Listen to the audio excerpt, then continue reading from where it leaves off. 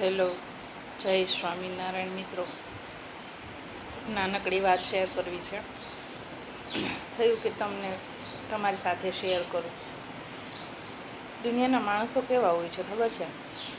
કે પોતાને કોઈની હારે સંબંધ ના રાખવો હોય ને તો સામેવાળાને એટલી હદે મજબૂર કરે કે એ માણસ છે એ કોઈ પણ વાંક ગુના વગર બે હાથ જોડી એને માફી માગે અને કહે કે ભાઈ હવે મારાથી સહન નથી થતું, મને માફ કરો. ત્યાં સુધી એ લોકો ખેંચે. અને ત્યાર પછી પણ કેવું ખબર છે? ત્યાર પછી પણ એ સામેવાળા ઉપર એવો આરોપ નાખે કે અમારે તો સંબંધ નિભાવવો જ તો, પણ સામેવાળું માણસ છે એ ખરાબ છે. તો આવા માણસો કોની લાઈફમાં કોને મળે છે એ મને કમેન્ટ કરીને જણાવજો.